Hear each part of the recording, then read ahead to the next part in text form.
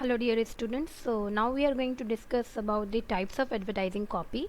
Types of advertising copy, generally this question comes in long answer type question, तो ये important question है, right?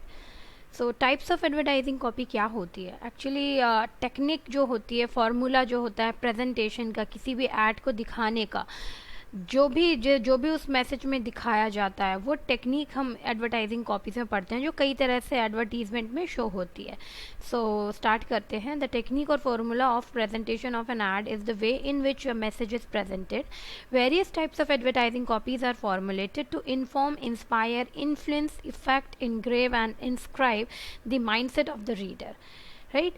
Certain elements are significant in a copy like the attention, conviction, sentiment, instinct and education. यानी कि ये सारे जो sentiments की हम बात कर रहे हैं, कुछ एलिमेंट्स की बात कर रहे हैं, ये कुछ ऐसे चीज़ें हैं जो कि अलग अलग तरह के एडवर्टीजमेंट कॉपी में दिखती हैं. सो एडवर्टाइजमेंट कॉपी जो होती हैं टाइप्स इसके 6 होते हैं. So there are 6 important parts. Number 1 है ह्यूमन इंटरेस्ट कॉपी, यानी कि ह्यूमन इंटरेस्ट एड कॉपी क्या होती है, educational ad copy, reason why ad copy, institutional ad copy, suggestive ad copy and expository ad copy. तो आप लॉन्ग के साथ इसको डायग्राम में भी इस तरह से बना करके दिखा सकते हो एग्जाम में. So institutional, suggestive, educational, expository, human interest and reason why copy, ये 6 हम डिस्कस करने जा रहे हैं. So first will be discussing about human interest copy. क्या होती है human interest copy? Human interest copy entices the emotions and senses of its prospective customers rather than the intellect and judgment. यानी कि human interest copy ऐसी interest copy होती है जिसमें customer के इमोशंस को ध्यान में रखते हुए, सेंसेस को ध्यान में रखते हुए प्रोस्पेक्टिव कस्टमर के पास मैसेज कॉपी मैसेज किया जाता है. This advertisement copy defines the product to people instead of sticking to facts. यानी कि एडवर्टीजमेंट लोगों को दिखाया जाता है, ना कि फैक्टफुली दिखाया जाता है, लोगों को ध्यान में रखते हुए दिखाया जाता है. Human interest copy gets to selling part indirectly और रिलक्टेंटली. यानी कि ह्यूमन इंटरेस्ट कॉपी जो है सेलिंग का एक पार्ट बन जाती है इनडायरेक्टली कहीं ना कहीं से, क्योंकि ये कस्टमर की इमेज को ध्यान में रखते हुए, उसके बारे उसको हमारे टारगेट कस्टमर को ध्यान में रखते हुए, उसके इमोशंस को ध्यान में रखते बनाई जाती है. So it focuses on people's undying interest in themselves, their families and friends. क्योंकि कंपनीज आर नोइंग कि कस्टमर को अगर टारगेट करना है तो उसके फैमिली से रिलेटेड या उसके इंटरेस्ट से रिलेटेड ही पॉइंट को पिन पॉइंट किया जाए, सो दैट कस्टमर जल्दी से जल्दी अटेंशन सीख करे और ज़्यादा से ज़्यादा पॉजिटिव रहे उस पर्टिकुलर ऐड के बारे में. So the most important forms of human interest copy are, ये कॉपी 4 तरह से बनती है. First humorous copy, second fear copy, third predicament copy and the last one is story copy. So इसको लॉन्ग में आता है तो आप इसको भी डायग्राम में बता सकते हो. Fear, humorous, predicament and story, one by one इन चारों को हम पढ़ लेते हैं. क्या होती है humorous copy? So humorous ad copy is a copy which is designed to make the reader laugh. This copy brings about a smile on the reader's face. यानी कि humorous ad copy में कहीं ना कहीं advertisement को इस तरह से दिखाया जाता है so that customer के face पर smile आ सके. ठीक है, generally customers को वो वाले ad दिखाना जिसमें heading ऐसी रखेंगे, एक thought ऐसा दे देंगे जिससे कि customer उस ad को देख के at least एक feeling हो सके उसको, जो कि उसको बहुत खुश रख सके. known as humorous copy. Fear copy क्या होती है? So fear ad copy arouses a sense of fear in the reader to save their lives or protect themselves from something. ऐसी कॉपी जो कि कस्टमर को थोड़ा सा डरा देती है कि कहीं ऐसा तो नहीं ये उसके लिए बहुत ही हार्मफुल है अगर ये प्रोडक्ट वो यूज़ नहीं कर रहा. So it creates interest among its consumer by instilling a sense of fear in them. Fear advertisement copy must be design carefully as it may carry an unpleasant association on the viewers mind concerning the product. यानी कि fear copy अपने आप में negative हो सकती है अगर customer को उसमें थोड़ा सा भी अनप्लीजेंट एसोसिएशन लगे, राइट? सो जैसे भी कई सारे ऐसे कुछ प्रोडक्ट होते हैं जो कस्टमर को ये बताते हैं कि if you are not using that product that can be very much harmful for you. So इस तरह के एड कॉपी को ध्यान में रखते हुए, जैसे क्या आपके टूथपेस्ट में नमक है, तो एक kind of sense of fear है जहाँ यहाँ पर वो जो डरा रहा है कस्टमर को कहीं ना कहीं कि अगर वो प्रोडक्ट यूज़ नहीं कर रहा है तो समवेयर ही इज़ लैकिंग, तो वो फियर कॉपी का पार्ट हो जाता है। Next we have story copy. Story copy क्या होती है? It is a story, that story is narrated in a very interesting way to develop interest amongst its prospect. यानी कि एक इस तरह से नरेशन में स्टोरी कॉपी बनाई जाती है सो दैट कस्टमर्स में, जो प्रॉस्पेक्टिव कस्टमर है, उनका इंटरेस्ट क्रिएट हो, and customers experiences can also be narrated in the form of story. कि आपने कई सारे ऐड देखे होंगे, पहले मैं बहुत ही मोटा होता था, या पहले मेरा कलर ऐसा था, ये क्रीम यूज़ करने के बाद ये हुआ। तो जो प्रोडक्ट का एडवर्टीजमेंट दिया जा रहा है, जो नरेशन किया जा रहा है, that is a short of story, so that's why it is known as story copy. Predicament copy. In a predicament copy, the copy provides a dramatic explanation about the product. This copy explains all the advantages and benefits of using the product. The predicament copy usually takes over only over the three forms of advertising copy. यानी predicament copy कहीं ना कहीं इन तीनों के जैसे ही होती है, और इन तीनों के बाद जो बनती है उसको ओवरऑल जो बनती है उसको predicament copy कहते हैं, जिसमें ऑफ कोर्स यस कहीं ना कहीं ह्यूमरस कॉपी का भी पार्ट होगा, जिसमें कहीं ना कहीं आपका फियर कॉपी का भी पार्ट होगा, और जिसमें कहीं ना कहीं स्टोरी कॉपी का भी पार्ट होगा, एंड दैट ओवरऑल स्टोरी जो प्रोडक्ट के बेनिफिट्स और उसके फीचर्स के साथ उसको एक्सप्लेन कर जाए, पार्ट ऑफ प्रेडिकामेंट कॉपी। तो ये चारों जो हमने पार्ट डिस्कस किए, fear, humorous, predicament, story, these were the part of human interest copy. Now we move on for the second one, that was the reason why copy. Reason why copy is the advertisement copy, जो कि क्या होती है? Reason why advertising copy offers reasons as to why the consumers are expected to buy the product of a particular brand।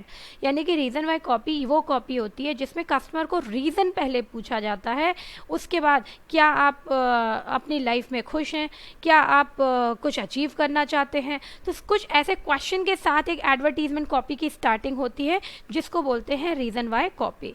So reason why copy appeals directly to the intellect और judgment of an individual than emotions. तो यहाँ पर customer emotionally attach ना होके judgement से connect हो जाएगा और माइंड चलाएगा, इंटेलेक्चुअल हो जाएगा कि okay that question is being asked to me, तो मेरे को क्या मैं उस लेवल पे हूँ कि ये जो पूछ रहा है मेरे साथ कितना पॉजिटिव है, नेगेटिव है। तो कस्टमर भी कहीं ना कहीं बाउंड हो जाता है सोचने पर वो रीज़न वाई कॉपी के एडवर्टीजमेंट्स में।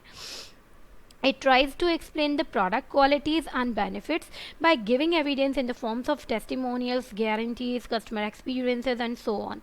यानी कि ये रीज़न वाई कॉपी कहीं ना कहीं एक्सप्लेन करती है प्रोडक्ट की क्वालिटी को, बेनिफिट्स को, एंड एक फॉर्म ऑफ टेस्टिमोनियल देती है, just like you know demo की गारंटी दे रही है, कस्टमर एक्सपीरियंस कैसा रहता है, तो ये सारे एविडेंस देती है कस्टमर्स को।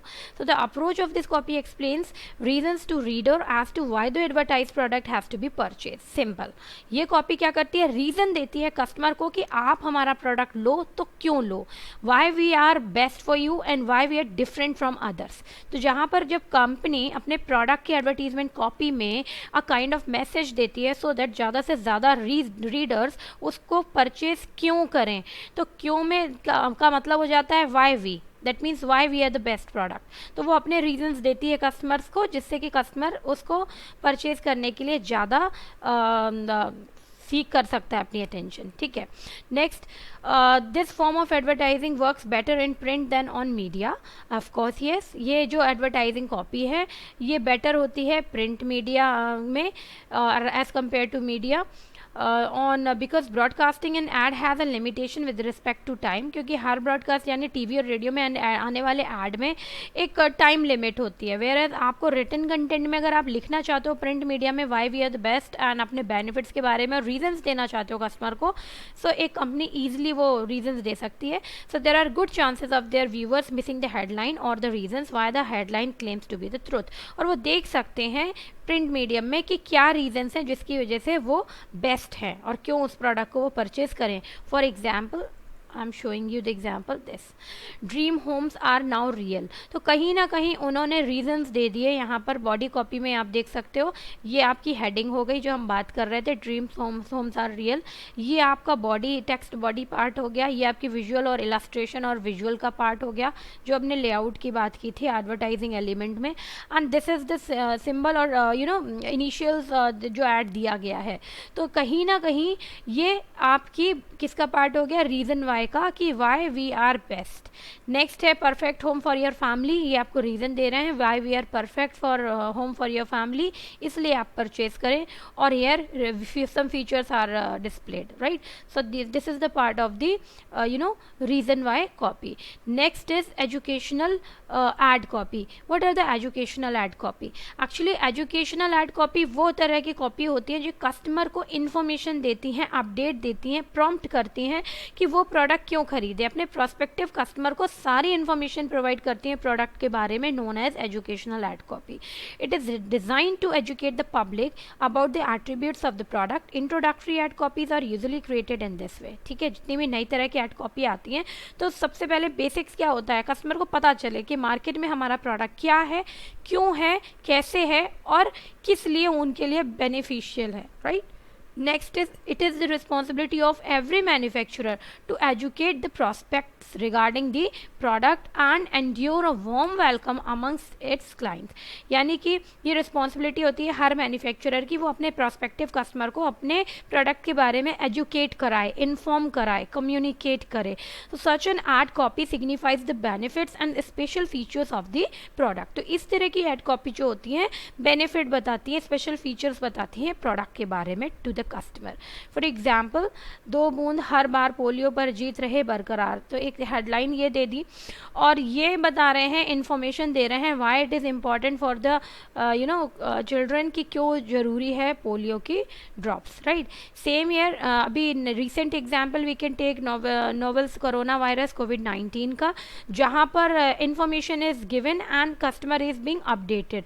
तो जितने भी ऐसे अवेयरनेस के फॉर्म्स आ जाती हैं, एजुकेशन की फॉर्म्स आ जाती है कस्टमर को बताने के लिए, तो these are the part of the educational ad copy. Now move further for the institutional ad copy, the fourth category. What are the institutional ad copies? Institutional copy does not sell its goods and services. Institutional ad copy aims at promoting the selling house. It focuses to build a strong reputation for the selling house. Simple. Institutional ad copy का मतलब ये नहीं कि वो अपने products को बेचना चाह रहे हैं। Institutional ad copy का मतलब वो brand building करना चाह रहे हैं customer के mind में कि वो कौन सा selling house है, वो क्या brand है, उसकी एक image create हो जाए। So the main objective of this type of ad copy is to create, maintain and increase the goodwill through its philosophy, objectives and policies so that prospective customer registers it in their mind. Simply उनकी ad copy इसलिए बनाते हैं, इसलिए create करते हैं ताकि उनके product की goodwill हो और वो customer के mind में set हो। Institutional copy invites the target customers to the selling outlet. It also called as prestige or corporate advertising. यानी institutional ad copy को prestige ad copy या prestige और corporate advertising भी कहते हैं, right? क्योंकि इसमें कंपनी की सिर्फ एक ही ऑब्जेक्टिव होता है कि किसी न किसी तरह से अपने प्रोडक्ट की ब्रांड बिल्डिंग करना, कस्टमर को अपने ब्रांड का एक तरह से रिटेन करा देना माइंड में कस्टमर के कि this is the product in the market. For example, these are the brands, यहाँ पर नाइक है, LG, McDonald's, KFC, L'Oreal, Coca Cola and BMW. So here you can understand कि ब्रांडिंग किस तरह से होती है under the part of institutional ad copy. Next is suggestive copy. Suggestive copy means simple, a suggestive copy suggest और attempts to convey the message to the reader directly or indirectly and prompts them to purchase the product. Suggestion के साथ होता है, क्या आपके toothpaste में नमक है, क्या आप कुछ प्रोडक्ट यूज़ करना चाहते हैं, तो मतलब वो आपको एक तरह से सजेशन पूछते हैं and then they try to grab your attention by asking you for the suggestion only. तो क्वेश्चन मार्क से हमेशा स्टार्ट होती है क्या से, so that is means suggestive copy. Suggestive ad copy works best when the reader is confused regarding the quality of the product and is juggling with decision making regarding its purchase कि what to purchase, what is best for them. So for example, यहाँ पर does your toothpaste have salt and neem? Simply, right? So this is the example for the suggestive copy. Last is expository copy. Expository copy somewhere conflicts with the suggestive copy. कहीं ना कहीं expository copy क्या करती है, थोड़ा बहुत मिलती जुलती होती है suggestive copy से, but difference क्या होता है, it does not conceal anything about the product but instead exposes the fact that are clear and apt.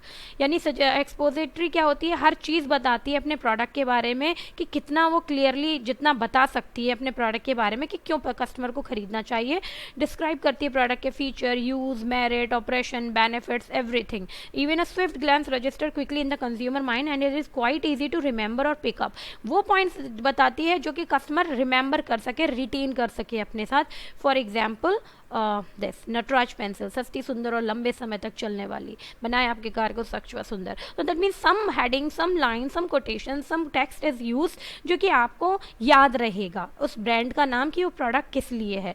So these were the part of the types of advertising copies. I hope you understood. If you have any doubt, you can mention on the comment section. And thank you for this lecture. We'll be discussing in next class about the creativity